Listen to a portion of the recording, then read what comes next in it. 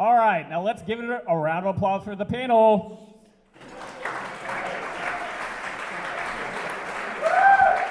All right, now I'm going to let them introduce themselves, starting with Justin. Hi, everyone. My name is Justin Bradford. I am the managing editor, editor-in-chief, host of Penalty Box Radio. And I really want to thank you all for coming out tonight. I'm really excited to have you all here because we did not expect this at all. We were expecting maybe 50 or 60 people, but this shows how much hockey has evolved and grown in Middle Tennessee. And it's not just Predators, but just hockey fans in general really growing in Tennessee here. And it really makes me happy to have you all here to talk some hockey because it's August in Tennessee, and we have well over 100 people here for a hockey event. But I'm with Penalty Box Radio as well as Cutler and Michael down there, and we cover the Predators. And everybody here that you see is credentialed by the Nashville Predators and have been covering multiple NHL events, and also the Director of Communications for the Southeastern Collegiate Hockey Conference. So any SEC schools that you follow, they do have hockey teams as well. So I know there's plenty of SEC fans out there. Remember, your college teams have hockey teams as well that you can go out and support in their local communities too. So really enjoy it, and thank you all for being here. Gover? My name is Jeremy K. Gover. I write for theGameNashville.com, which of course is 1025 The Game here locally. And I also am the game reporter for the Nashville Predators Radio Network. I do a string for the Associated Press Radio Department. So Titans, Predators, if they call for the game, any major event in Nashville, SEC basketball tournament, all that, I cover those as well. My name is Kristopher Martel. I am the social media coordinator for Fox Sports Tennessee. That's technically my title. So anything you see on Twitter, Preds on FSTN, that's usually me during game nights. I am also a writer for Fox Sports Tennessee. You guys see me a lot on Twitter if you follow me. This guy makes me mad. But here you go. Here, Robby. What's up, guys? I am Robby Stanley. I write for NHL.com. I'm also a contributor for 1025 The Game, and probably the most challenging thing that I do is sit next to Kristopher Martel every night in the regular season in the press box. Who's ready for some hockey? Yeah! It's hard to believe it's that time again. It feels like it's been a couple weeks ago since the Predators left, which in all actuality, it's been about 2 months since the Predators left. So we're all ready to get back at it. Glad you guys are here. Excited for you guys to come out tonight and reading and following along with us, and really looking forward to the conversation we're going to have. So I'll turn it over to Cutler Klein. Hey everyone, I'm Cutler Klein. I am Justin's underling at Penalty Box Radio, Predators feature writer. On top of that, I cover Vanderbilt sports for the Vanderbilt Hustler and Vandy Radio, as well as call Vanderbilt hockey games for Justin with Penalty Box Radio as well. I just got back from a summer in Las Vegas with the Golden Knights, and I am, Hey,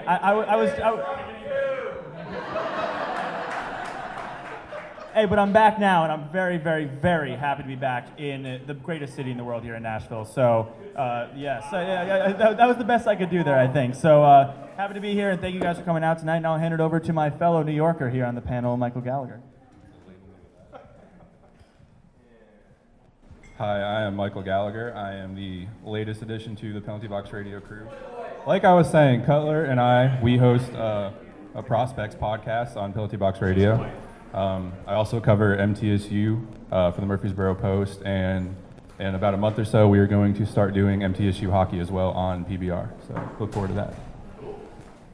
All right, and I'm Stephen Lowry, your host. I am the digital media manager for Penalty Box Radio, which means I basically make all the pretty pictures for social media, the website, all that stuff, so it looks good.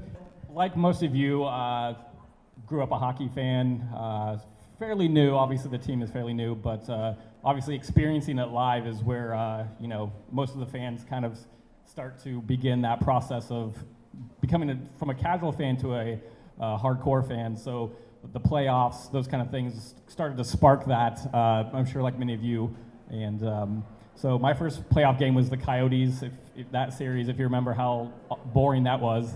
My first game was on my birthday, and it was a 1-0 shutout, I believe, and it was the most boring game I've ever seen in my life. So that was my introduction to playoff hockey. So despite that, it was still a thrill, and hopefully we can not look back on that ever again. After that, I've reached out to many of these panelists, like Kristopher Martel back in the day, when he was with the Predatorial, if you remember that. Yeah, what? And then obviously Justin as well, helping out in that capacity. Also played D-League, got involved in a lot of that stuff. So I say that to say that a lot of reason why we're all here all together is because the community that we've built with each other, with the fans, and it's continuing to grow, and especially with the success the team has had, it's just continuing to develop and grow. A lot of people say that we are an untraditional market, which is true, and people might scoff at, but I think it's a blessing to us to be able to be in that market, because this is unconventional. What happened in the playoffs this year is very unconventional. No one knew what to say, what to do, because we blew the doors off of the expectations. So I think that was a fun thing, and everyone here was a part of that. So I just want to let you guys know that you're crucial to that community. The people up here are thankful for that, and we'll move on to the questions now. So we're gonna start just to talk about their story, because I think it's important to get the background, get to know the members of the media, and then how they got to get where they are today. So talk about their fandom, how you got started as a fan. So how you got introduced to hockey as a sport, the team that you started growing up in, and just kind of talk about your journey just as a fan. All right, well, I'm prepared to hear some boos for how I got started, but moved down here, thank you, you get bonus points. All right, so moved down here in the early 90s. I'm a GM baby, so I came from Michigan. Any other people here moved down here from Michigan as well? Thanks, Dad. All right. Yeah, okay. So obviously the team that I followed first was the Detroit Red Wings. The reason I got into hockey more was because being 7, 8 years old, being away from home, everything you knew, sports were the only connection I had. My parents weren't into sports, family wasn't into sports, so watching the Red Wings and watching different sports teams from back what I considered home is how I felt connected still. Well, when the Predators came along, I started following them a little bit more, here and there. Graduate from college, become a season ticket holder in 303, which, how many other people on the panel were in 303 before? Yeah. So it's where a lot of people start is in 303. But that's how I got my start into sports, following the Red Wings, and then switched over to the Predators and really getting involved with the Predators. And my start in terms of media was being a guest on a blog talk radio podcast, which is a god-awful quality podcast, because it sounds like this when you're talking in the microphone like that. But exactly. So that's how I got my start there in a 30-minute podcast. We eventually got picked up, luckily, by 102.5 The Game, and we started going on the air right during the lockout. So that right there was challenging in itself, because we didn't have Predators hockey to talk about because there wasn't anything to talk about. And so the big thing for us is trying to find other things about hockey to discuss and to bring to people and to educate people on growing the sport. That's how we discovered college hockey more, Vanderbilt, MTSU trying to get back into it, University of Alabama in Huntsville, junior hockey. So many different things around hockey were discovered because we were forced to discover those during the lockout, and that's something that we try to focus on so much at Penalty Box Radio, is not just pro hockey, but minor league hockey, junior hockey, college hockey, because it's a lot of fun. How many of you have been to an actual college hockey game before? So over half have not. It is a really unique and fun experience to go to a college hockey game, and you can experience that just an hour and a half south of Nashville in Huntsville, where it's NCAA hockey, and it's a lot of fun to see some of the future stars go there. That's what I really focus on. That's how I got my start, is trying to focus on the future stars of the NHL, and that's really what excites me and why I keep going. Well, I got my start also in 303. Thanks to a gentleman that you all know, maybe not by name, but Mark Hollingsworth. He's the, is he here today? Hey, Mark is back there. Mark, stand up, please. Thank you. Mark is the warden of 303. He's been there since day one. And I'll let him tell you, after this is all over, what that lead-up was like, if you don't know about it, how they got started, the 303, the section at all. But for me, what I can tell you about my journey is that I loved to write since I was a kid. I was 6, 7 years old. When I was 8, I turned in for my book report, or whatever, the Young Authors Club, whatever it was, a autobiography, which is not possible, by the way, of Mark McGuire. That was my start in writing, and I just fell in love with it. And my parents encouraged it, and so I wrote my whole life. And when I moved to Nashville in 2005, I just started writing just stuff that only I would read, probably on hard disks somewhere, for those of you who are old enough to know what hard disks are. And I just did that for a while, and then eventually Mark saw me at the rally with the Get Your Hands Off My Team sign. He saw me there, and he asked me if I could help him with the site, basically. I'm giving you the short version. And I said I would love to. So Cody Holland, who's also in the room, Cody and I put the site together, basically. He was the back end, I was the front end, and then we started doing a podcast together, and called the 30330, if there's anybody who even remembers that. We did about 70 episodes of that, roughly one a week, and the team noticed that, my writing and of course our podcast, and so I got credentialed. In 2010 was my first year, so I'm the elder statesman of the panel, not only in age, I'm 40 by the way, but also, this is my 9th year covering the team coming up. And so I'm just so thrilled and blessed to have been paired with Cody to do that, blessed to be handed down by Mark. And from there, long story short, is they asked me to come onto the Predators Radio Network, and I still get to do that now, get to be in the locker room. And it's a lot of hard work, you guys. I mean, it's a lot of just trying, we can all attest to that. We're all spending money out of our own pockets. There are very few of us who are able to get sponsors, who are blessed enough to have sponsors, and so we all pay out of our own money. I've covered 4 NHL drafts and 3 All-Star weekends, all on my own dime, and that's how you have to start. And then from there on, you get noticed. Hopefully, you put in the work and put in the hard. Just have a lot of work ethic, basically, and just be tireless about it. And the next thing you know, hopefully, you're on the map. And that's how I started. And I hope that any young writer out there who is looking to make a name for themselves, there are non-traditional paths to take. I did not go to college. I'll be very honest with all of you. I went to junior college, I got my AA, and I stopped. I was a horrible student.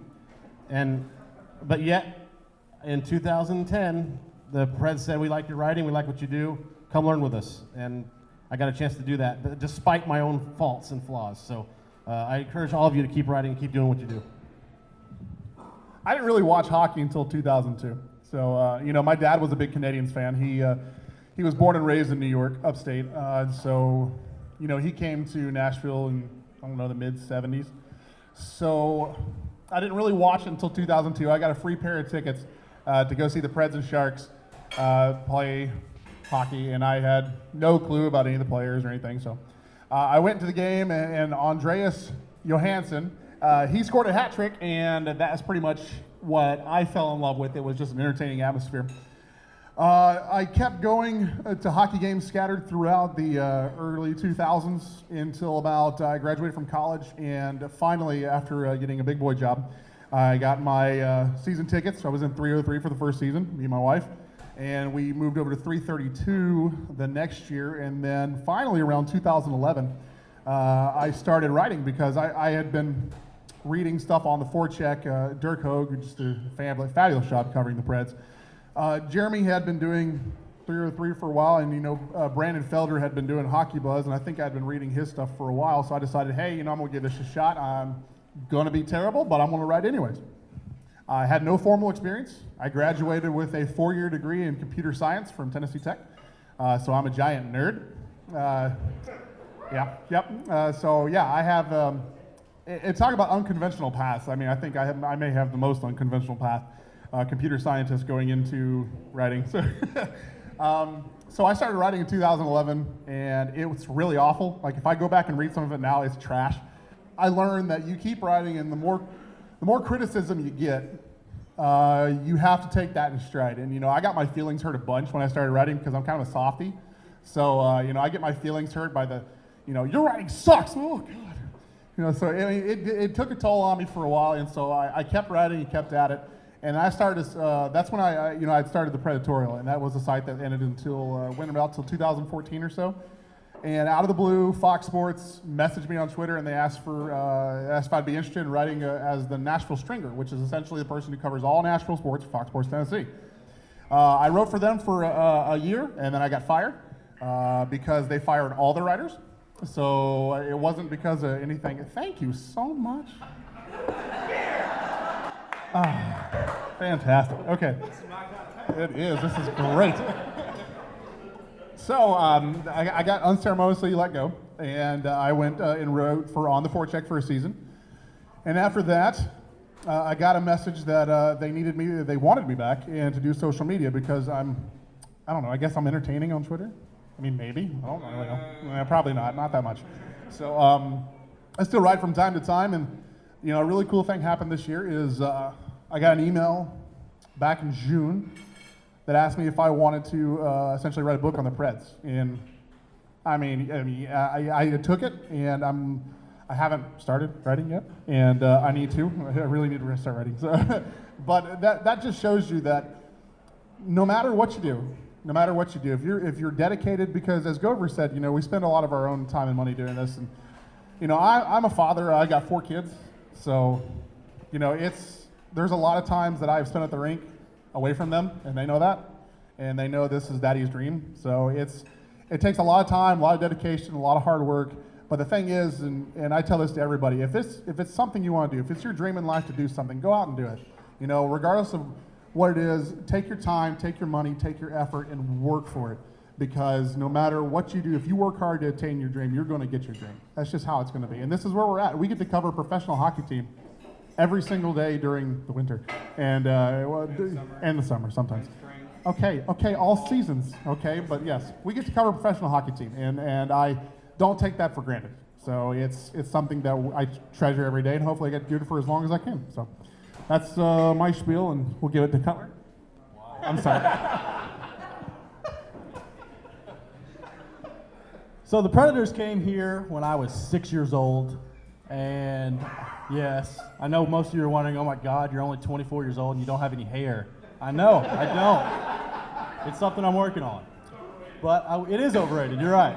So I went to my first game the first year the Predators were here, and they were playing the Anaheim Mighty Ducks, and I was 6 years old at the time, and I thought to myself, oh my gosh, I'm going to get to see Charlie Conway and Gordon Bombay and all these people in person. So I show up to the game, and I look in the first period, and instead I see there's Paul Kariya and Teemu Selanne and all these great players out there. And I'm like, who are these guys?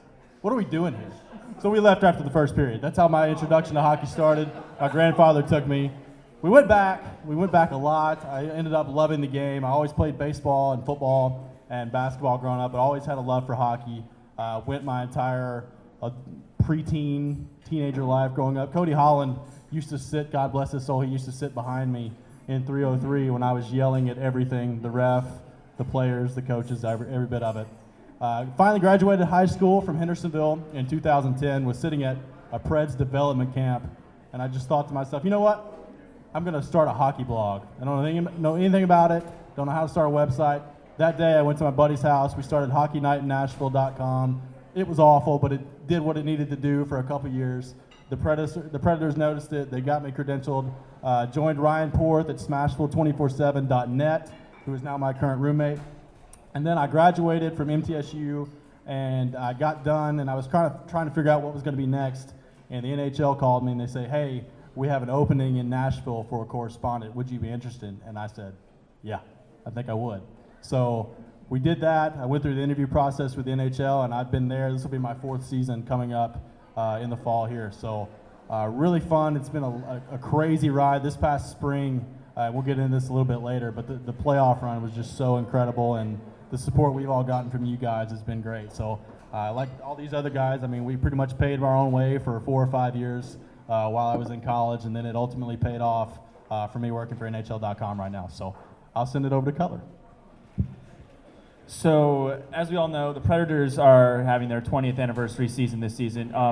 This past May, it also happened to be my 20th anniversary of being on this planet. So, I kind of got started when the Preds were starting. Growing up in New York, I was a huge sports fan. My mom put on Mike and the Mad Dog in the car every day when I was driving to work, or not driving to work, driving to school. What am I doing? I was in preschool. I work too much. Have you been drinking? No. I am not of age to do that yet. That's a disclaimer.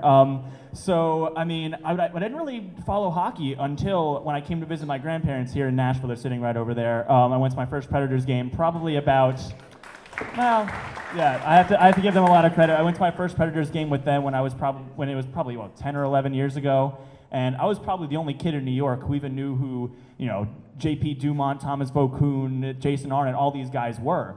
And I was just riveted. I think I signed up for text alerts to follow the Predators before I could actually watch them on TV in New York.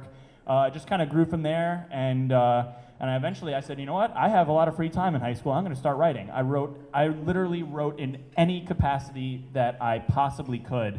I wrote for small little blogs, whether it was about the Predators, about anything. I wrote for my high school newspaper. I wrote for a small Predators website eventually. That was how I first started writing about the Predators specifically.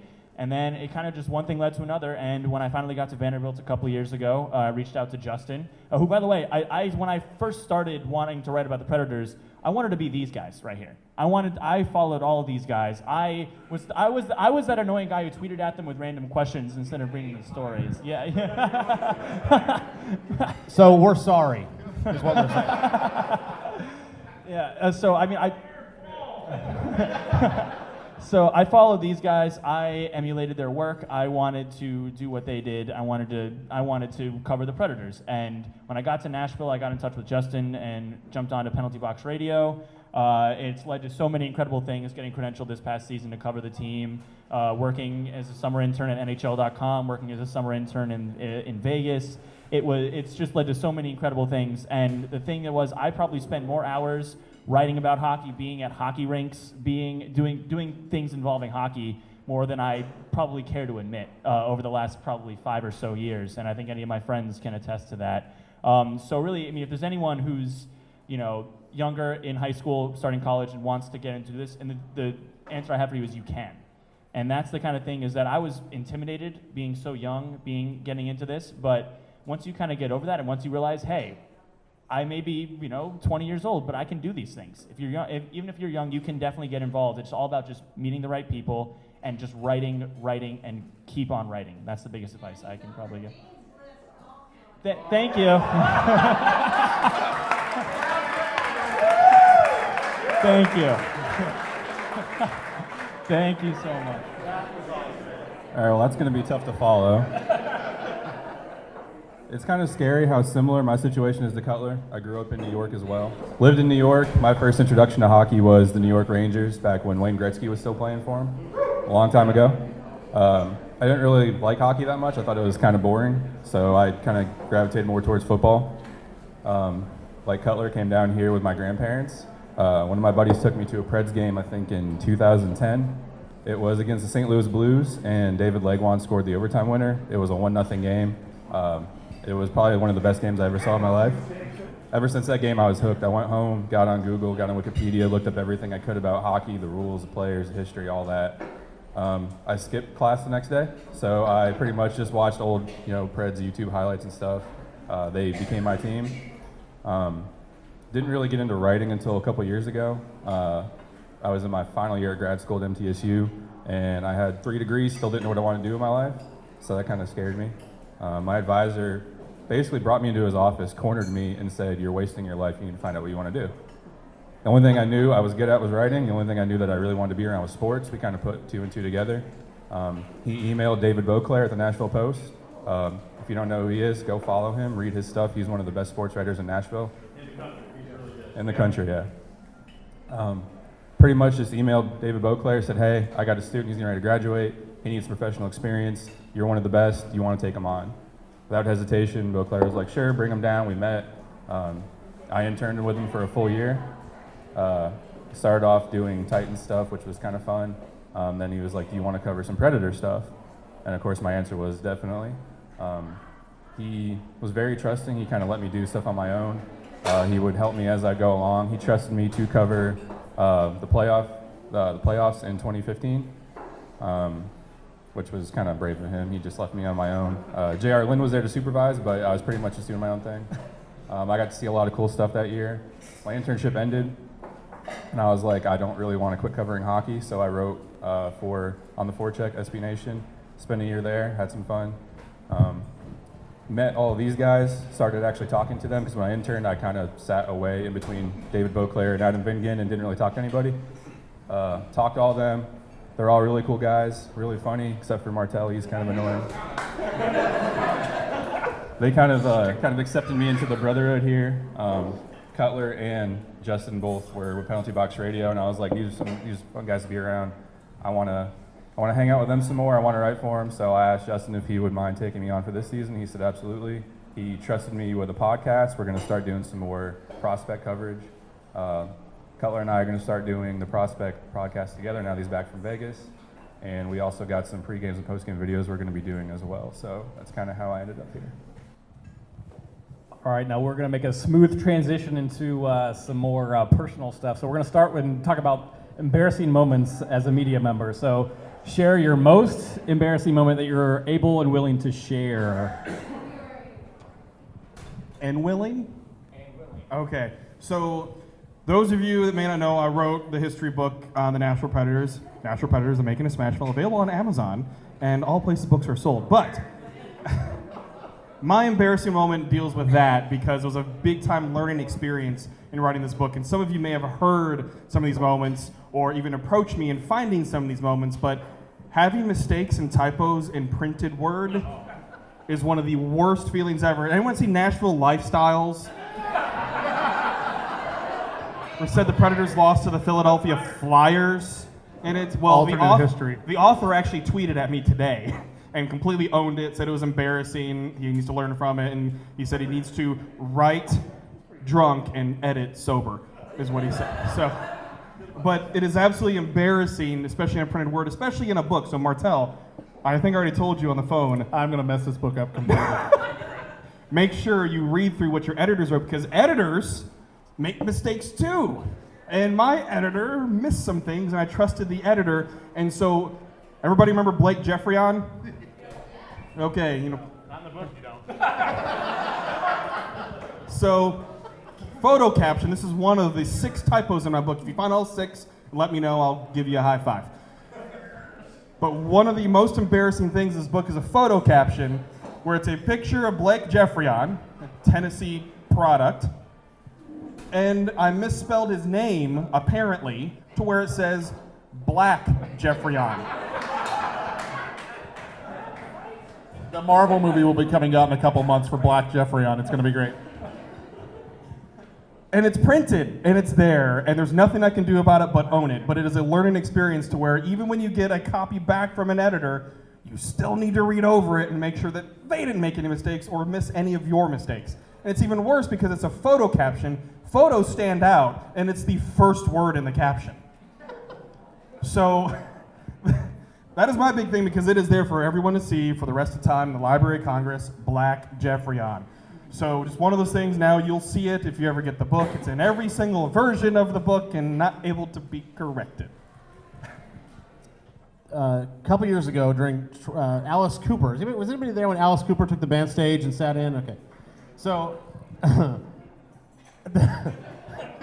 a lot of writing, by the way, a lot of covering a team is about timing. Okay, so like if Bradford is sitting next to me in Coach Trotz's press conference, Martel's there, Robby's there, right, and Bradford's asking me a question, I have to be on it. So the second that Trotz is done talking, I have to sense that, and then before anybody else jumps in, I have to start talking. Okay, well, I came up with, because I didn't want the press conference to end, because it was really short, which he never had short press conferences, by the way. Everyone up here can attest to that. I came up with, in my dumb head, how was it having Alice Cooper perform at your game? That's what I came up with.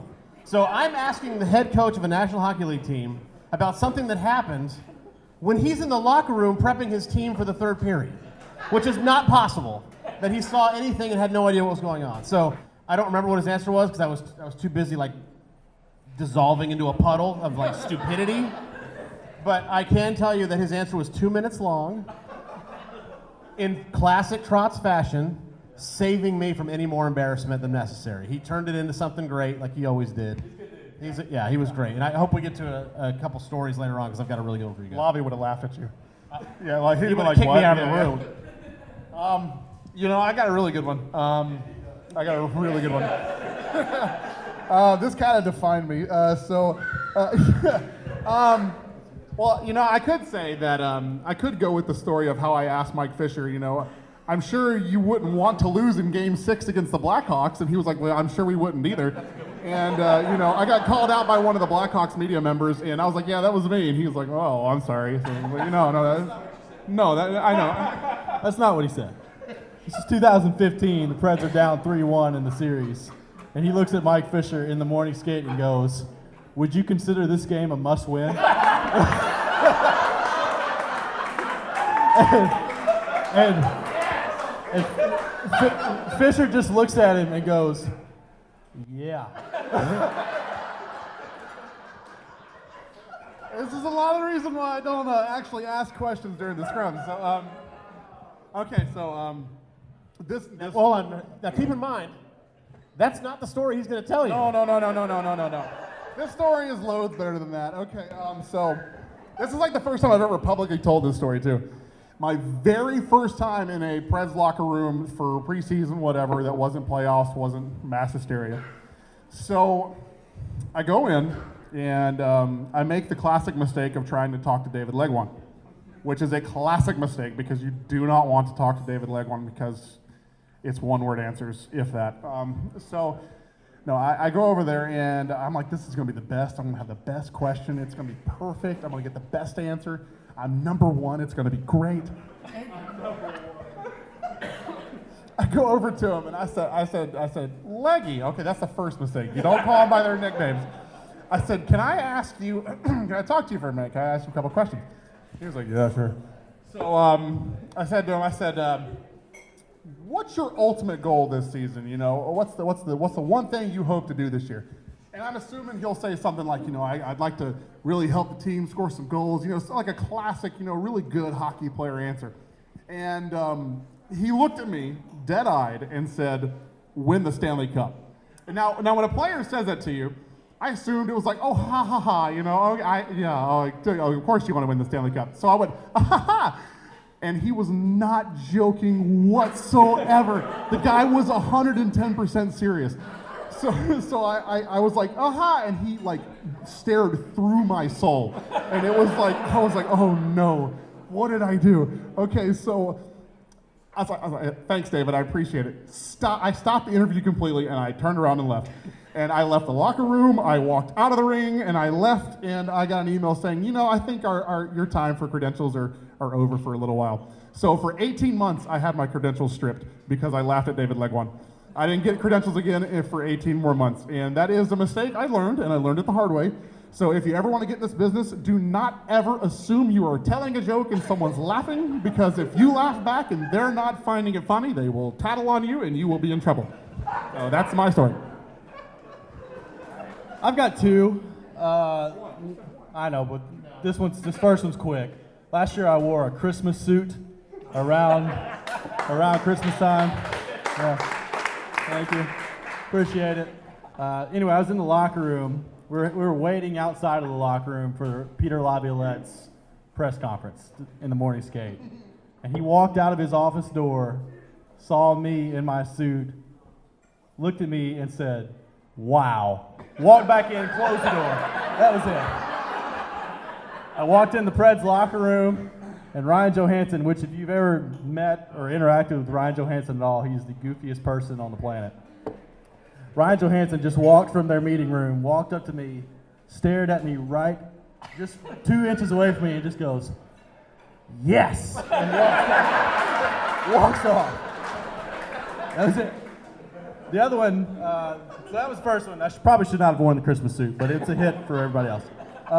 The other one is, for those of you that don't know, I have type 1 diabetes, so I wear an insulin pump that I have to change out every 3 days. And this involves Mike Fisher too, which is incredible.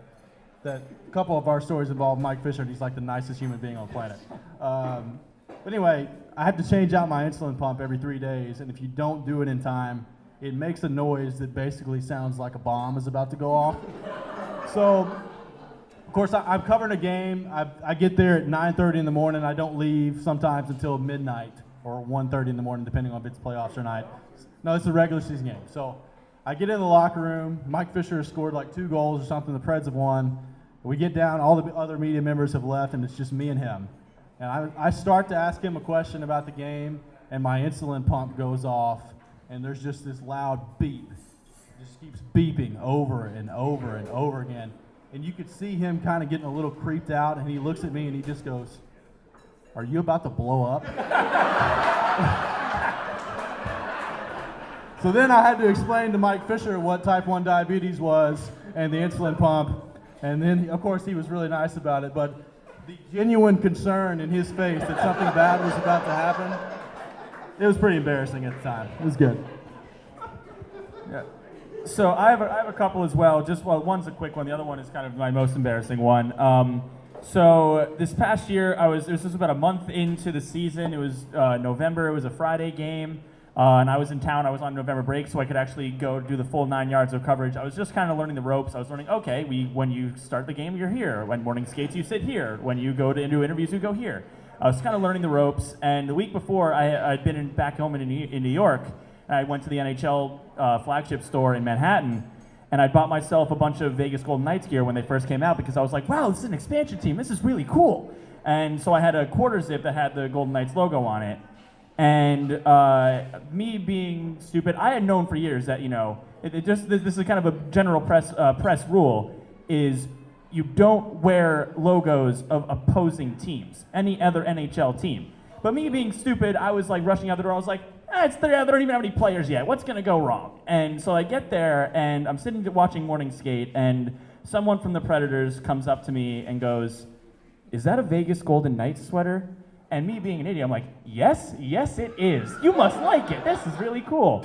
And then a moment later, he just looks at me and goes, "Yeah, you might want to take that off before you go into the dressing room." And at that point, my heart just stopped for a second. I just slowly take it off and stuff it in my backpack. And now I make sure that anytime I'm going to any sort of media thing, I make sure I check what I am wearing to make sure there is no chance that I'm even wearing the other team's colors. Because I know that, word of advice, if you're ever going to cover anything, don't wear another team's logo.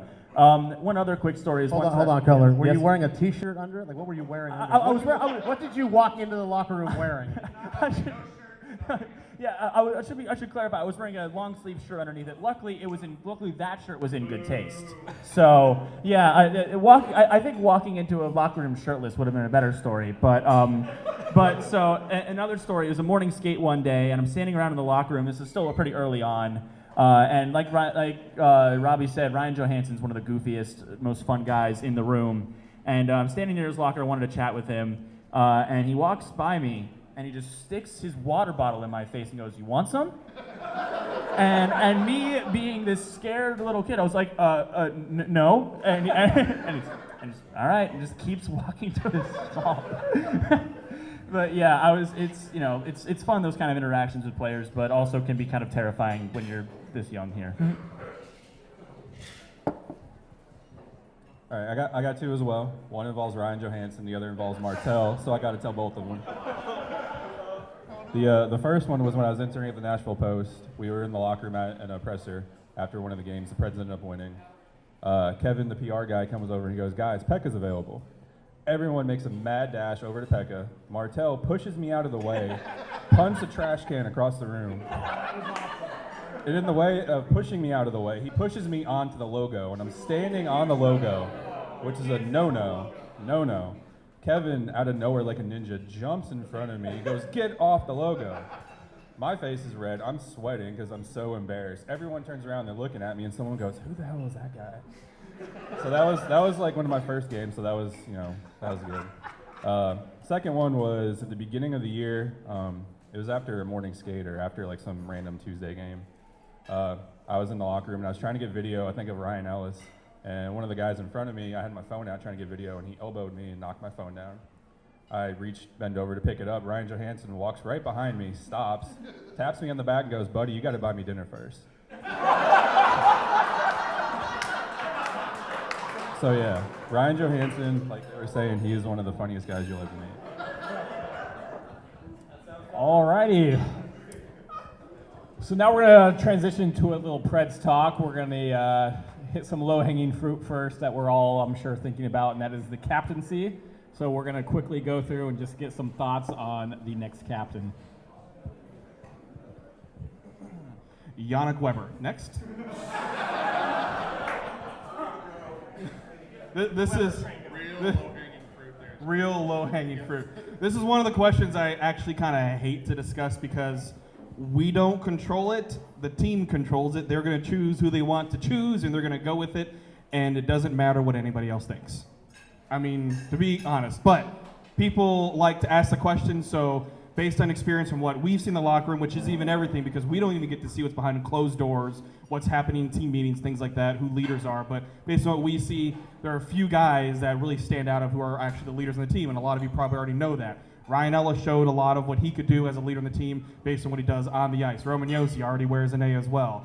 Two other guys that I think could be dark horse candidates would be like a Ryan Johansson or even a PK Subban, based on contract length, based on what they're able to do on the ice. Not everyone's going to agree with everybody on this because this room is going to be so split and everything, but I think two front runners and two dark horse candidates would be my take. I think it'll be Roman Josi, and I think Ryan Ellis is if you have to put a percentage, I'll do Roman Josi 80% chance, Ryan Ellis 20% chance, everybody else is 0. However, I will say that I would not be surprised at all. I'm not saying it's going to happen, but I'm saying I wouldn't be surprised if the Predators petition to do a Roberto Luongo type thing and try to give Pekka the captaincy. Now, he won't be able to wear a C, as many of you know. Goalies can't do that. It's against the rules. But the Vancouver Canucks found a way around it a couple years ago where he couldn't wear the C, but he would be the captain. It was a weird dance that they did. But they did it for 2 years, and it would not surprise me at all, given the fact that the age of this team, I mean, everyone's in their 20s, basically. It would not surprise me at all if they said, okay, we petition the league and we're going to have Pekka be the captain, and then these 3 guys are going to wear A's and act as the captain on the ice. I mean, I really don't think it'll happen. I think if I was to go to Vegas and put my money on it, I would be Roman Josi. I mean, hands down, I think Roman Josi is the candidate to get the Preds captaincy. Ryan Ellis, I think he's got an outside shot at getting it, but I think if you have to give it to somebody right now, if a gun was held to your forehead and you had to pick a captain, I think Roman Josi is the one who gets it. I think he's, over the years, he's been here, he's like one of the longest tenured Predators right now, so he's been here for quite a while. I don't know the exact number. He's been here years, many years. Okay, thank you. I don't know numbers very well. So, Next. Yes, thank you. I would agree with these guys that Josi and Ellis are probably the 2 top choices. I'll give it to Ellis. I just think he's a lot more outspoken than Roman is. Roman is a guy that just kind of leads by example. And, you know, we've always kind of talked about, at least on this panel tonight, how goofy Ryan Johansson is. But don't get it twisted. Like, he's a voice that people really listen to in that room. He really is. So I don't think he's going to be the captain, but I think when you're taking a look at replacing James Neal's assistant captain role that he left behind, I think Johansson's a serious candidate. People really listen to what Johansson has to say in that room. Thanks, Blaze.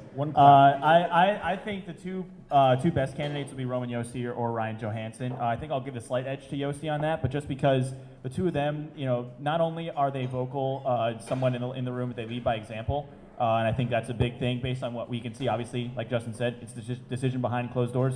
What we're saying right here, no impact on what's actually going to happen with it. But I mean, outside guys to possibly get an A, Ryan Ellis, of course. I think I wouldn't be surprised if PK Subban wears an A on his sweater this season, but I think Johansson and Josi are 2 guys that could definitely take it. Thanks for stealing all the material, guys. I'd agree. I'd say Josi and Ellis. Johansson would be a dark horse. Next question. Keeping it short, all right. All right, now we're going to play a little word association game. I'm going to say a phrase, and you are going to give me one word that comes to mind. Just one word, pass the mic. First word, or do we have to like think about it, or what? Just whatever comes in your brain. You might have a limited vocabulary. I'm good That's at this. okay. That's okay. But we'll just one word. All right, the first phrase is, and keep this family friendly, intent to blow. Keep that family friendly? BS. Oh, he got you. 2 words. I'll pass. Trash. Confusing. Unnecessary. Boo. The next is Martin Erat. Spinderella. Buzzard. One word? Can I have one word. No, I got 2 words. Just say it. Dump pass. That's a hyphenated word, sure. Forsberg. That's right.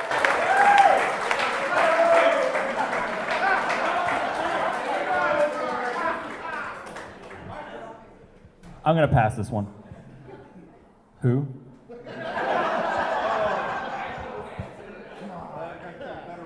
Offsides review. What was the word? Needs -2-B-fixed.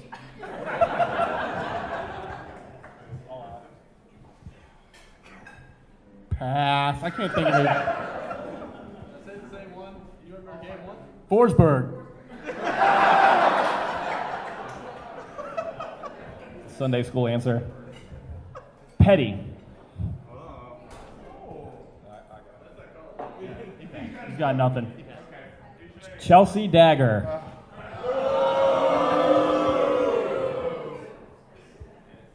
Not dash in dash round dash 1. Silent.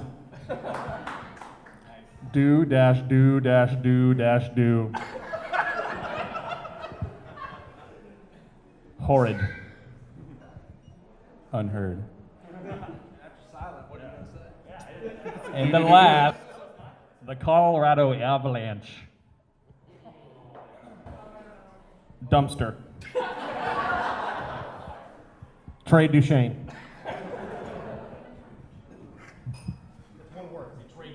Denver. I can't think of it. Oh, way to be literal. I can't think of anything. Legalize marijuana. I'm gonna go on millennial here. Can I just do the laughing, crying emoji? Like that's the one I'm going with. I'll allow it. Continue. Not dash playoff dash Colin dash Wilson. All right, we're going to get a little more into the Preds talk, and we're going to talk about the Central Division this year. It seems to be a little tighter this year on paper. Just kind of get your guys' thoughts on how it would shake out. You can answer however you want. If you want to rank your top 4, who makes the playoffs. If you just want to go into whatever you want, just get your thoughts on the Central Division this year.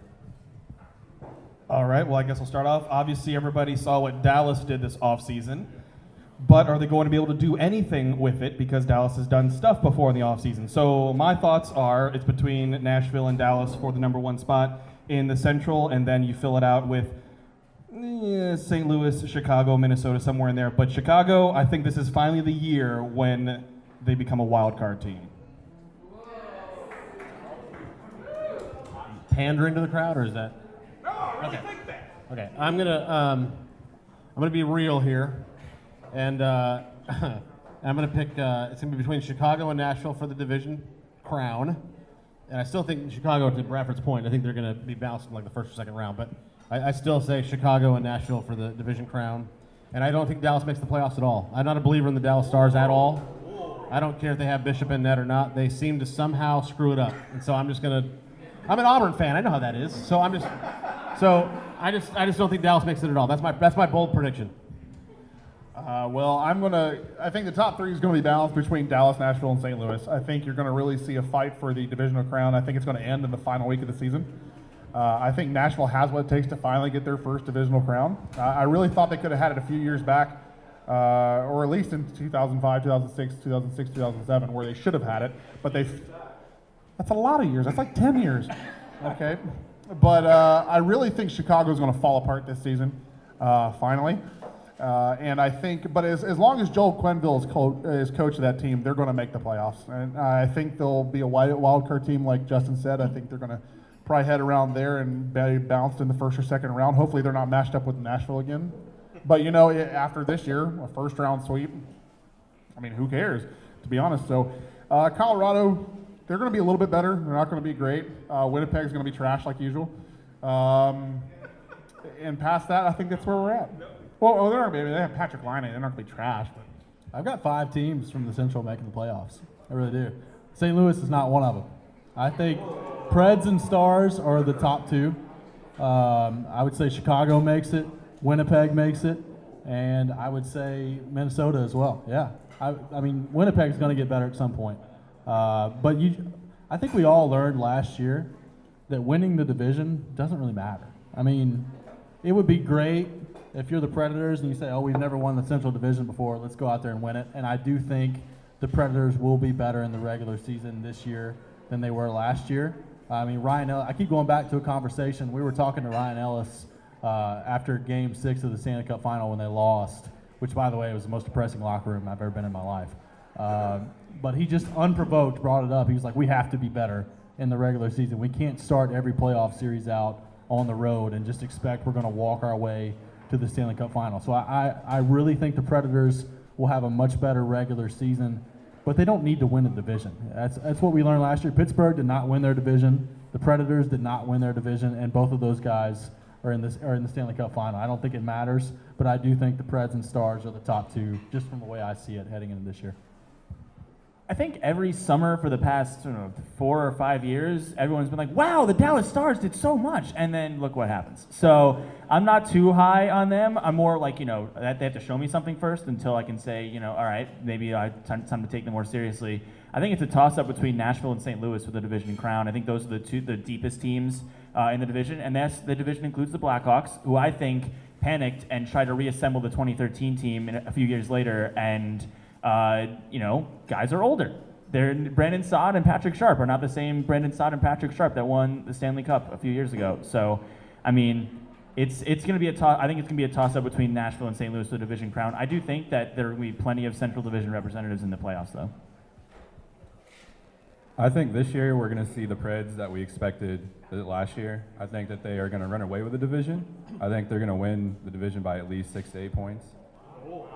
Yeah, I'm the last guy, so I got to mix it up here. I can't just repeat what everyone else says. So yeah, the Preds are going to run over the division. The Blackhawks are going to be the 4th seed. Winnipeg is going to be the 3rd seed, and St. Louis is going to be the 2 seed. All right. So I've got St. Louis missing the playoffs, and everybody else has them second. It means you're probably going to be right, though, Robby. All right, we're going to get back to talking a little more just personal, just experiences and just talking about the highlight of covering the team. Obviously, we hit a highlight in the last couple of years especially. So just talk about, since you've been covering the team, what has been the highlight moment as just being a media member covering the team? Well, real quick, and I did tweet about this when Mike Fisher retired, was one of the highlights for me was being able to talk to him about community service, because everyone knows how involved Mike Fisher is on the community service, the community that he lives in, and just being involved. So that was a major highlight to me, just to be able to talk to him about that, because it's something he's passionate about off the ice. A big highlight personally for me was the All-Star game, because it was such a unique experience, and the biggest thing for me was working the red carpet. We were having a battle for position, just like at the Oscars, all those different award shows, battling for position, having to yell for players to come over, interview them and everything. So my main goal was, I want to talk to guys from the Eastern Conference because we don't get to talk to them too much. And I was having a battle for position with someone from Northeastern Sportsnet who wanted to ask every single person, hey, what are you wearing? And usually they're saying, a suit?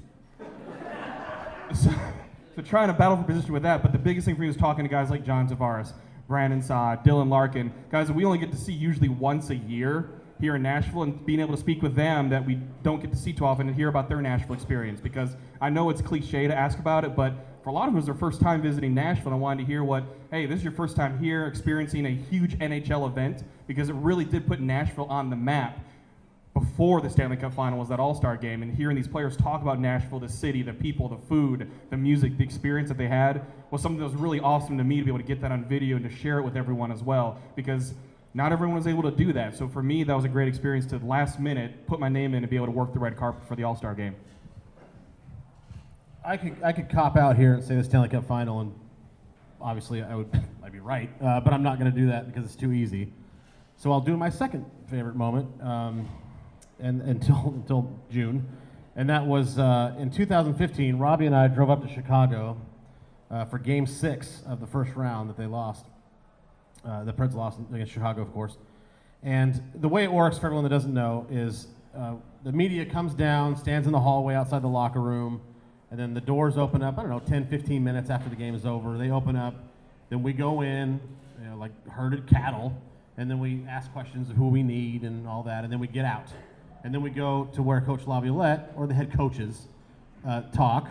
We wait for them, then they talk for 5-6 minutes, whatever. If you're Trotz, it's like 12. And then we get that, and we go back to our seats, and we send audio or write or whatever we're doing. So that's the basic path, okay, after the game is over.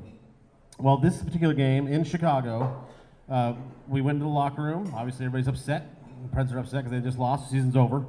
And no one else is talking. There's like 2 people in there that were talking. I think Yossi was one of them. Back to his leadership qualities, by the way.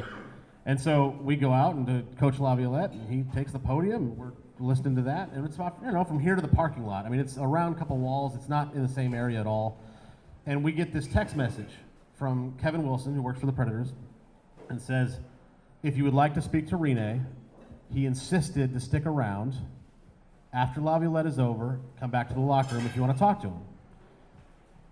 I'm getting goosebumps talking about it, because his season is over. He easily could have said, oh, they're gone, I'm out of the shower, okay, well, too bad I missed him, I'll see him in the summer, or clean out, or whatever.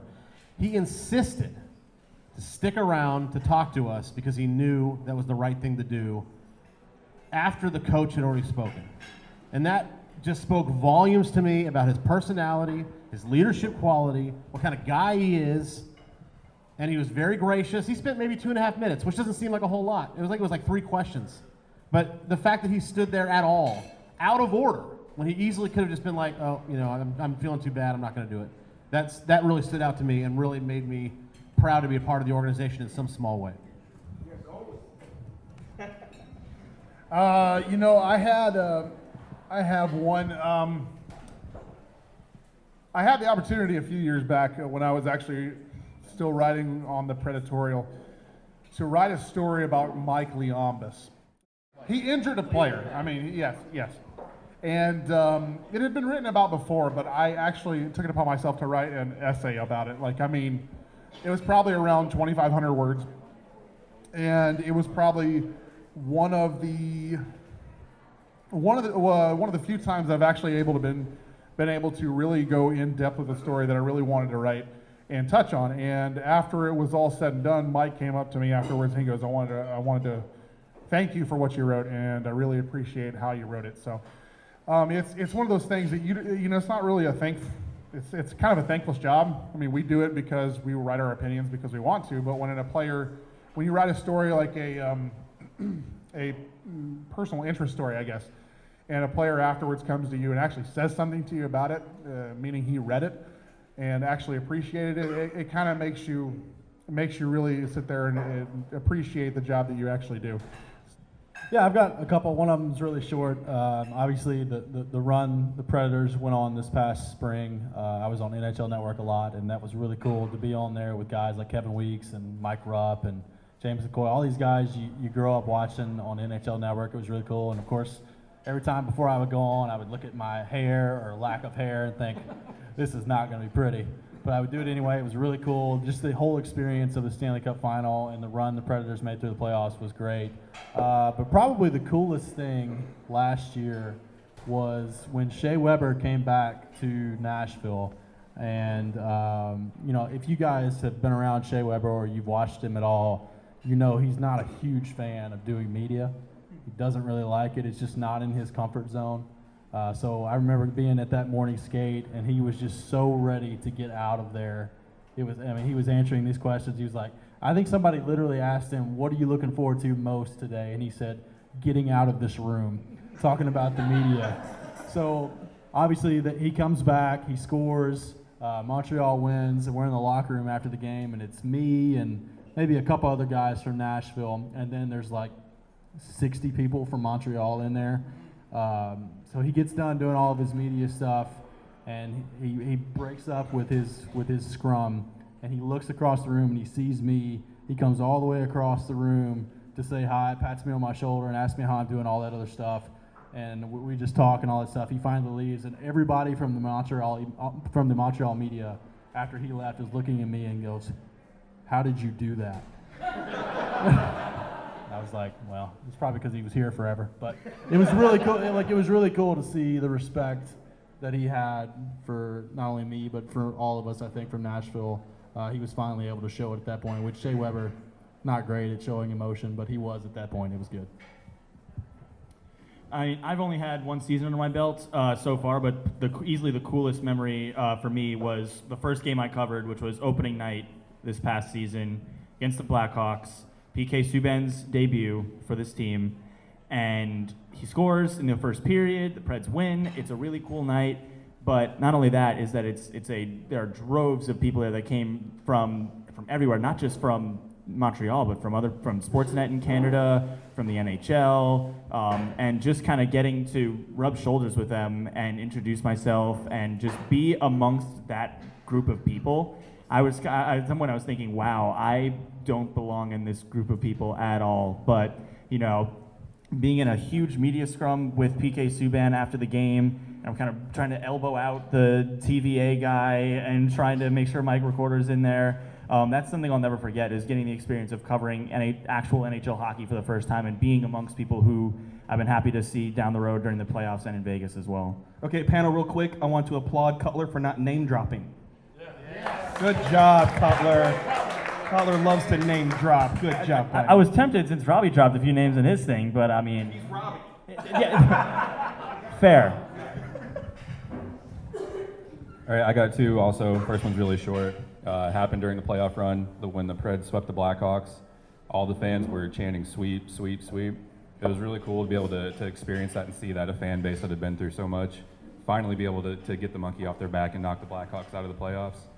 Plus, if you haven't noticed, Blackhawk fans are kind of jerks, so it was nice to be able to, you know, watch the Nashville fans kind of give them taste their own medicine.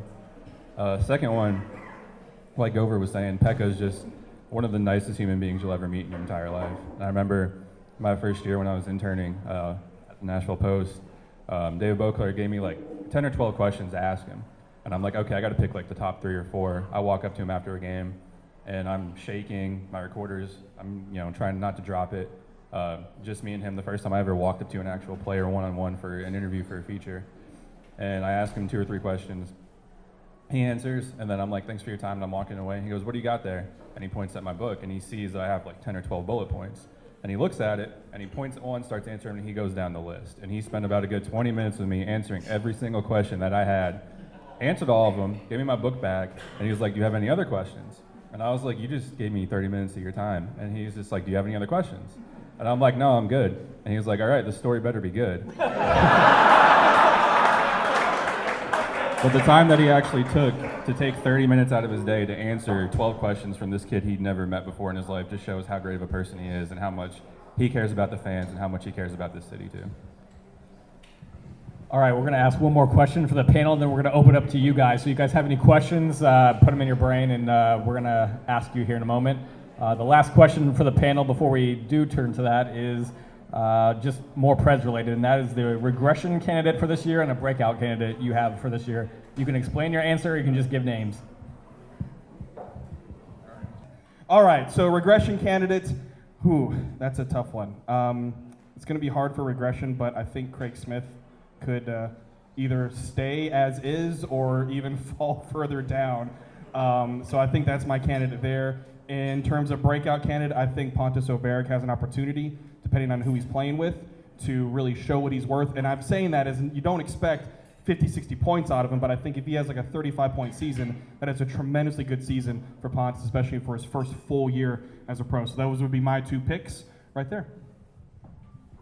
Regression. Wow. Regression, I don't know if I even have one, to be honest.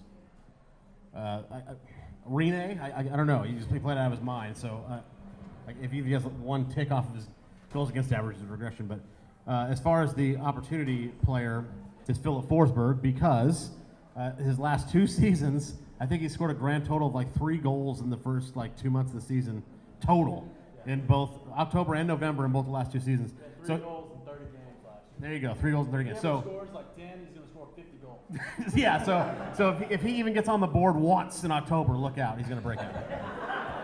Okay, as a regression player, I really think Victor Arvidsson's your candidate for regression because he got 61 points last season. Thank you, Robby, for that stat. Thank you so much. 61 points. I don't really see 61 points out of him again this season. Not to say he's going to be like a 20-point scorer this year, but I do think we're going to see a little bit of a step back for Victor Arvidsson. In terms of breakout, I would like to think Pontus Oberg is a good candidate as well. I'm hoping we see more out of Freddie Gaudreau. I'm hoping he gets more of a permanent shot on the roster. But either one of those two, Gaudreau or Oberg, and whatever, something Berg, and we'll go from there. But yes, Victor Arvidsson is my regression candidate.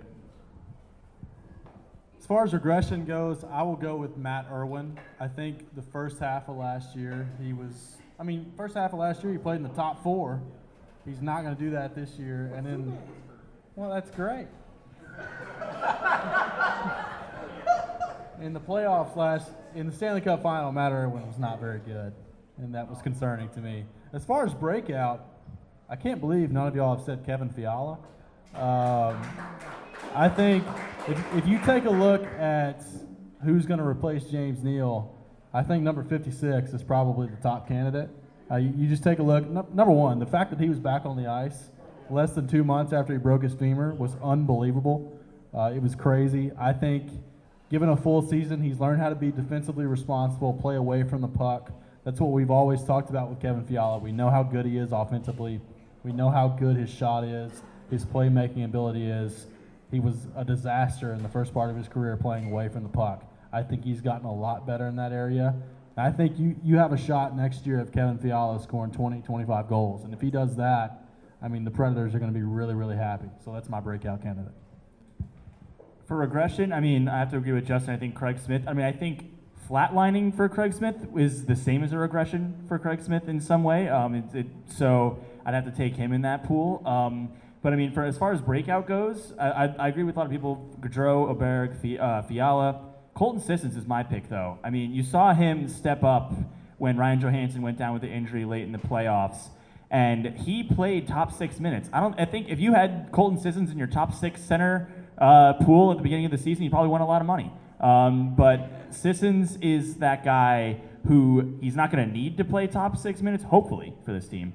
But the fact that you know he can means he can be great in that role on the 3rd or 4th line. And I think Sissons is a really reliable center. He can pass. He can score. I think he's one of those guys that could really see a big jump in his numbers this year. For my regression player, if you follow my tweets, you know I'm not a really big fan of Yannick Weber. I don't think he's a very good defenseman. So it's hard to imagine him regressing, but I mean, it's not like he can get any better. So I see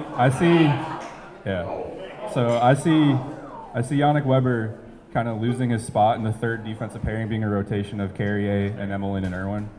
As far as breakout player, I think it's going to be Freddie Gaudreau.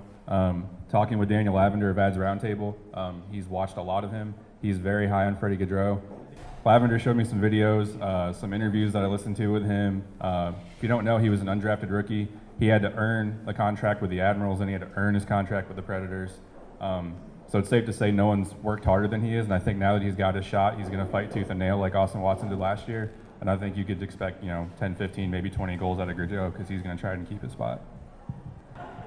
All right, we're going to start taking some questions, so if anyone has any questions, stand up and then walk here because I can't get to you. All right, any questions for the panel? It could be Preds related, it could be non-Preds related.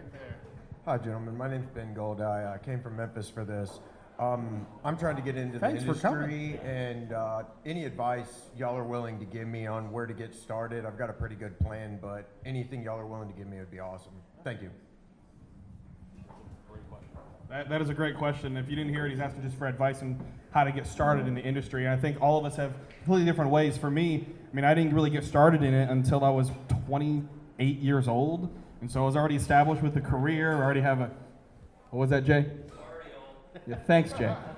That's Jay.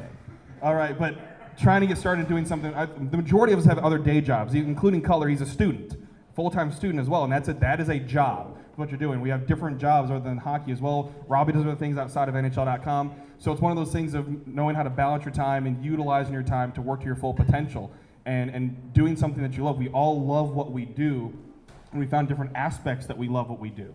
I mean, I love doing a lot of things with prospects and traveling to watch junior hockey and college hockey, and that's something that I'm passionate about, but not everybody else tends to be, and that's okay. So it's finding out what you're passionate about and then finding that area to where you can utilize those opportunities and travel, whether it's something that's coming here to Nashville or something that's really close as well, and just working hard and making sure that people get eyes on it. You have all of us, we are always open on our Twitter accounts to talk to different people, or on Facebook to always talk to people and help them get involved in the industry. And that's why I talked to Cutler, because I saw he had potential and I wanted to bring him on and give him more opportunity. So it's one of those things that continue to talk to us for tips and seeing what we went through, like what you've heard already with the different trials and tribulations and learning from our mistakes, like Black Jeffrey on, like laughing at a player, like doing all those different things. Learn from our mistakes to make yourself better, because that's why we want to say this to people, because it doesn't matter what age you are. If you're 40 years old and all of a sudden you think, you know, I really want to start covering hockey, I want to start talking hockey, I want to write about hockey, I want to do a podcast about hockey, you can do it. It doesn't mean you don't have to be young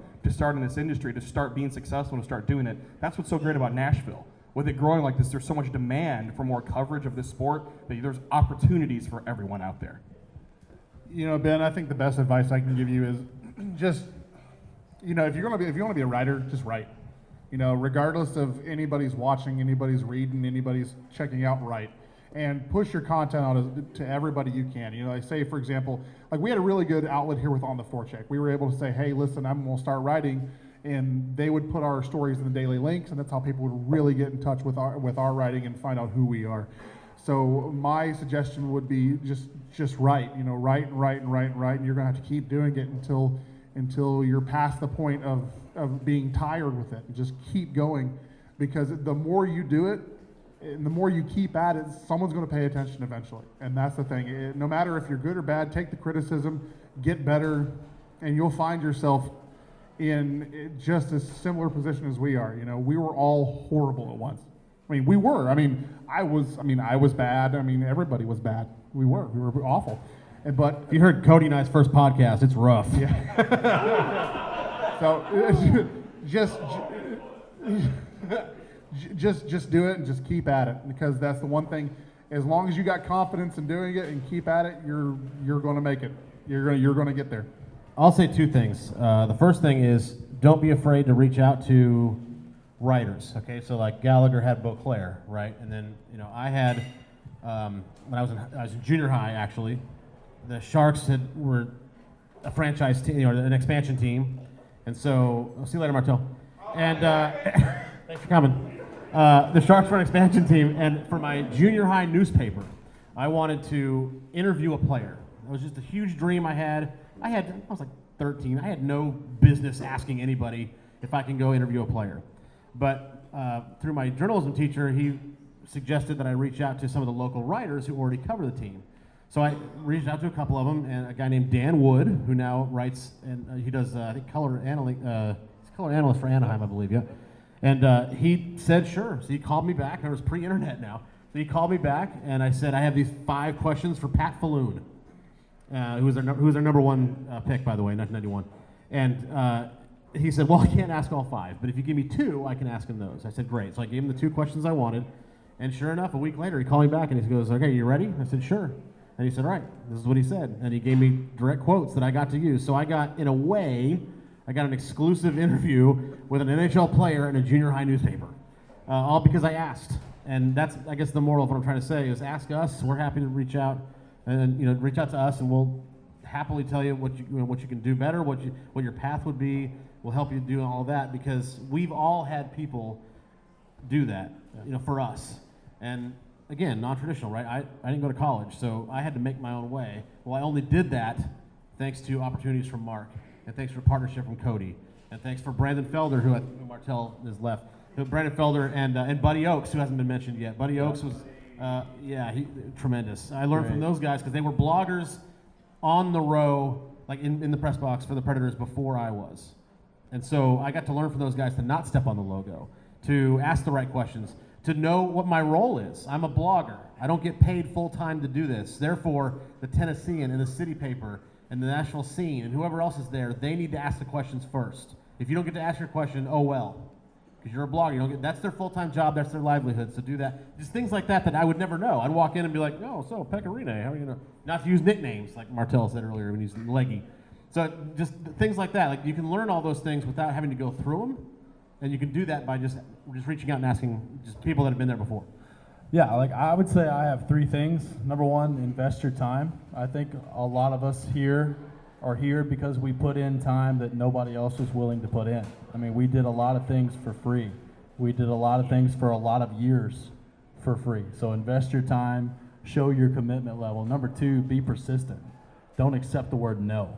I mean, if somebody tells you you're too old, you're too young, whatever the case may be to do something, say no, I'm going to do it anyway. Be persistent. If somebody says, hey, you know, if you're reaching out to somebody and you want an opportunity somewhere, say, hey, we don't have anything right now, continue to reach back out. Whether it's a week later, 2 weeks later, a month later, that's how you get your foot in the door of this business, is you really make sure you stay persistent, you don't accept the word no, you make sure that you're investing your time. And number 3 is, you just got to make sure that it's your passion. If it's something that you really love to do, it's not work. I mean, I tell people all the time, on a typical game day, I show up at the arena at 9:30 in the morning. I don't leave until midnight. And a lot of people around that I'm friends with are like, how in the world do you do that? And honestly, I don't think about it once. It's just really cool to be there. I'm working in sports. I know a lot of people have real jobs where they dread going to work every day. They hate it. You know, it's a 9-to-5 job that they really don't want to be a part of. It's very difficult for me to complain about what I'm doing at any time. So make sure it's something that you're passionate about. Be persistent. Don't accept the word no, and also invest your time, and I think you'll be fine. I just want to say one more thing too, and I know Martel wants to add something. Is that, speaking of Martel, don't get discouraged. Okay, so like just power through that stuff. So if you write a story and it's not everything you want it to be, or it didn't fall in the right ears, we have every one of us up here, probably even Lowry, has written a story that we were very proud of and spent all this time doing, and it went basically like nobody cared. But then there's this story that we just threw together that all of a sudden was like, hey, look, 10,000 hits. And you're like, how the hell? So it happens. So just be persistent, like Robby said, and make sure that you persevere through all that stuff. And the reason I'm bringing this up is because Martel called me one day during his leg one hiatus and had said, I'm trying to be serious. It was a long time. I know. So he called me and he's thinking, you know, I'm really thinking about just giving up. I don't know if I should write anymore because obviously they don't want me around, meaning the Preds, right, because of what he did. And I said, man, you just keep going, because if you give up now, you will never get it. But if you keep going, even if no one reads it, if you keep going, you're showing somebody eventually persistence. And guess what? Now he's been my colleague for 4 years. And that's kind of what I was going to touch on. I'm going to give it to Cutler here in a second. But, you know, I can count. I actually can't count on my fingers how many times that I've wanted to quit doing this. Because, I mean, it just gets to a point sometimes where you're just like, this is not worth it. This is not worth all the time, all the effort, all the money I'm putting in this. And, I mean, it's not really a lot of money, but I mean, sometimes it's a considerable amount that it's just more the time than anything. But one thing to really realize, if you want to break into this business, there are hundreds of thousands of people that go to school for sports journalism that cannot find jobs and will not find jobs in this business. And a lot of it isn't because they're not good enough, it's because they're not persistent enough. They don't really keep up with it. They don't want to take the time and the effort to really find that job. They want to be able to break in the industry and get their foot in the door and go from there. But the real thing about this industry is it doesn't matter if you're bad to start out with. It doesn't matter if you're awful. I mean, like I said, my day job, I am a computer programmer. This is my day job. I build websites every day. This is my day job. And so my night job, I am a sports reporter, you know, and that's the thing is, if you want to do something, and I can't emphasize this enough, if you want to really have your dream and it be sports, do it. I mean, just do it, and you know, and nobody can tell you that you're not going to be able to do it. The more time, the more effort you put into it, the more it's going to pay you back eventually. So that's the best advice I can give.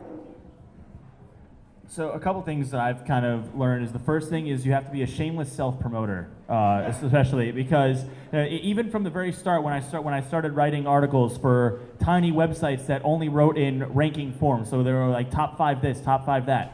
Every single thing that I wrote, I put it on Twitter. I tweeted it twice, 3 times. I sent it to some of these guys who I had started to get in touch with and asked them for advice and asked them what I could do better. You have to promote yourself Like, even if no one reads it, even if no one favorites it, even if no one retweets it, you're putting it out there.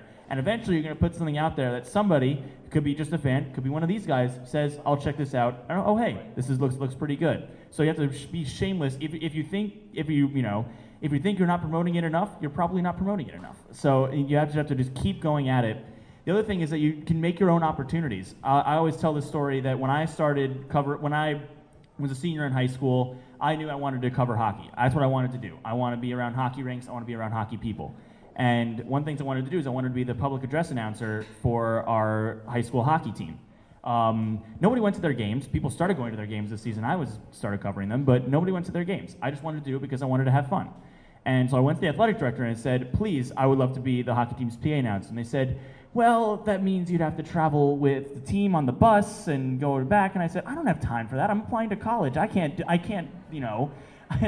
gonna be too much to have to deal with that time commitment. So I said, all right, well, what else can I do? So then I found there's a paper that comes out in my town once a week for free that I wrote for, that I wanted to reach out to and write for. I emailed who I thought was the head of sports there. Didn't get back to me. I emailed another guy who it turns out might have been the head of sports there. Didn't get back to me. I emailed the head of the paper, and he finally got back to me and said, yeah, sure, as long as you cover the 3 other teams locally too. And I said, yeah, absolutely, I'll do that. And eventually I started going to the games, and I started figuring out the lay of the land. I was the only person covering these games for these kids. And they're my classmates. They're some of my really good friends on the team. And eventually I figured out that the best place to watch the game was from the scorer's box because it had heat in a very cold ice rink. And yeah, and then what I found was that there was a microphone sitting there, linked up to the PA system. So I asked the scorers, hey, is anyone doing PA for this game? It's like, no, kid, it's all you. And so then I started doing PA on top of covering the games, even though the athletic director said, yeah, you'd have to travel with the team. I just started doing it. I just picked up a microphone and started doing it. See, those kind of things that you'd find your own opportunities to do it. I know I could have easily just sat at home or watched in the stands of these games, but I reached out to people and I stuck my foot in the door. If anything, I didn't open the door. I just kind of crammed my foot in there and made sure the door stayed open. That's the kind of thing you have to do, is making your own opportunities. They might not always present themselves. You have to kind of go out there, put yourself out there, and make yourself known. All right, so they all had some really good stuff. Can't really top all of what they said. I would just add a couple things. The first one, this has to be your passion. That you have to understand for this, you're probably gonna be working for free for at least a year or two. All of us, I can't even tell you how much work we've done, staying up till 2 in the morning, all knowing we're not gonna get a paycheck for it. The other thing is, don't be afraid to be labeled a blogger. I know it's got a negative stigma towards it. We all start out as bloggers. Yeah, most of us are. I mean, Robby writes for NHL.com, Gover writes for ESPN Radio. I mean, you'll eventually make it. You just have to be able to work your tail off. And the other thing I would say is, make sure, don't be afraid that you're not to reach out and ask for people. Every opportunity I ever got was because I asked. Beauclair never had an intern at the Nashville Post. Every byline in the sports section was always his. I asked him thinking he's going to say no. Turns out he said yeah. I emailed Dan Bradley saying, hey, my internship's over. I still want to cover the Preds. Can I write for On the Forecheck? He said, absolutely. When I ended there, I emailed Bradford. I said, hey, man, I still want to cover the Preds. Can I write for you? He said, absolutely. So don't be afraid to ask. Most of the time you think it's going to be a no, and a lot of times you'll be surprised that it'll be a yeah. All right, I have a real quick question for Martel. First, did you wash your hands? Yes, I did. Thank you very much for asking. Thank you. Good hygiene. Thank you. I was more concerned for your other fellow panel members. The mic is clean. The mic is clean.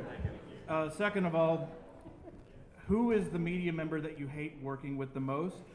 And no, and it doesn't have to be in the panel, although it could be. And keep in mind, there's no wrong answer to this question, but there is a right answer. It's Kristopher Martel by far. It's not even close. Okay, so this is not a hate. Nobody laughed at that, okay?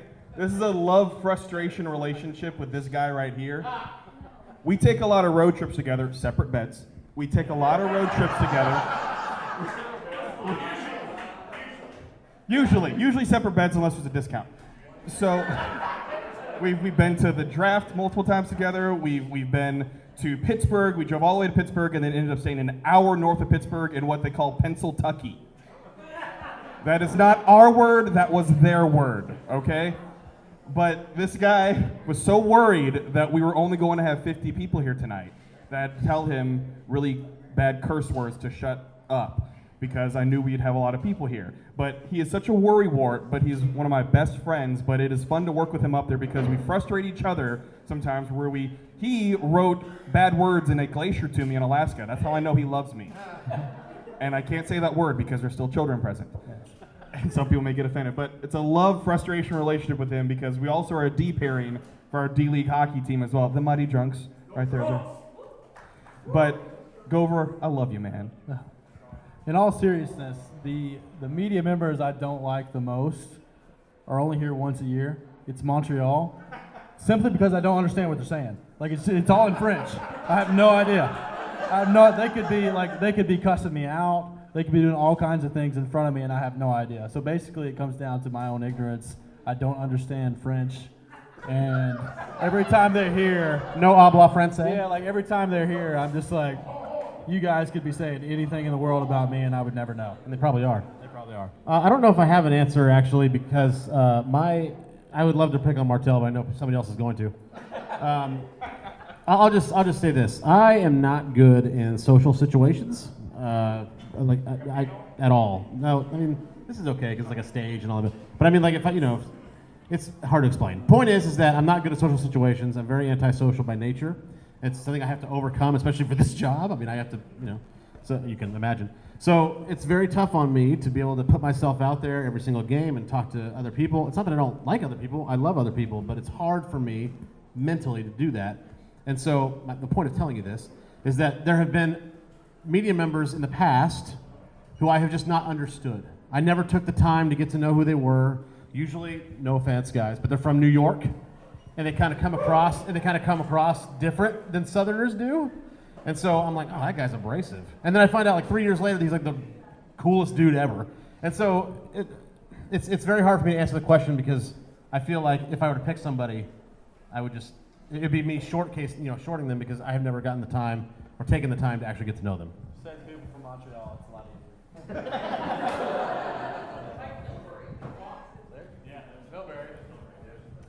Oh yeah. Millbury, I heard that. I gotta say that in Pittsburgh, I was in an elevator waiting to go down to the locker room, and Millbury was running, hold the elevator! Oh, we shut the elevator. Yeah.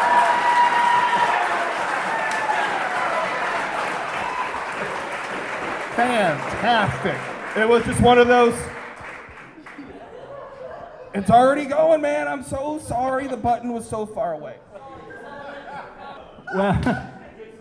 Well, I mean, having come in my first season, I just try to interact with everybody, give them the benefit of the doubt. And I mean, I don't think I've ever really interacted with anybody that I've been like, wow, I hate that guy. Like, I don't think I've had any interaction like that. And and the way I've seen it is that when you're interacting with people, you never know who could, be the next guy that gives you a job. So it's trying to be, especially at my age, trying to be, as friendly as kind as possible. One thing I will say about this guy over here, he's an absolute... Careful. I mean, just start by saying he's an absolute pleasure to work for, and it's been the greatest honor to be a member of the Penalty Box Radio family. Suck up. Yeah, but I mean, and I think he's helped me grow, and one of the ways he's helped me grow is by, I've been frustrated sometimes when I've been at games. I mean, I'm the kind of guy that overthinks things and wants to plan things out step by step by step, and nothing goes wrong. And I've come to him during games, I'm like, okay, here, I have 2 angles. If this thing happens in the third period, I'm gonna write this story, but if this thing happens in the third period, I'm gonna write this story. And he just goes, Cutler, you're overthinking it. Write it. And I'm like, well, just tell me what to do. Please, just tell me what to do. You're an adult. Yeah, I do. I realize this, but I mean, but in that kind of way, Justin has been wonderful to kind of grow as a writer under, and I really appreciate you frustrating me like that. I'm doubling your pay, 0-0. Why are y'all so afraid to give Michael a microphone? Like everyone said, it's kind of hard to hate everyone that sits in the press box with you doing everything you're doing, all the hard work you're doing. I will say, Robby and I have the hardest job because we are the bread to the Martel sandwich. So, sitting next to Martel is a trial. There's sunflower seeds everywhere. There's cookie crumbs everywhere. he shows up and he's hitting you with his elbows, he's pushing your seat, he's tripping you, he's a hassle up there. So every time you're at a Preds game, just feel for me and Robby because we're sitting next to Martel. Send your sympathies via Twitter. And dealing with Adam Vingen's puns too. It's not. Oh yeah, he's a good guy though. I just want to say one last thing, and is for me anyway, is that all these guys up here and have just been tremendous to work with. And you would think, and Robby said this on 1025 the other day, and that's how you would think we're competing against each other for content, for readers, for hits, for all that stuff that writers are supposed to take pride in. And I think what you'll find in this community, especially, there's 6 of us on the panel right here, and 3 of us are competing with each other. 3 of them are on Penalty Box Radio. The other 3 are competing for readers and Twitter followers and all that. But we all love each other, and we're all supportive of each other.